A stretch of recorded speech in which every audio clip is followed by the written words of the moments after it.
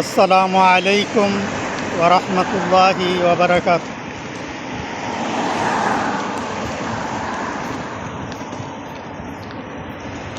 আমি এখন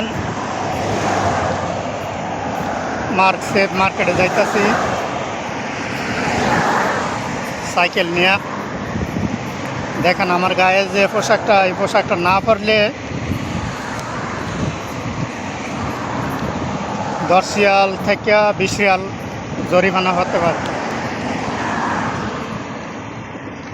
এটা সাইকেল নিয়ে বাইর হইলে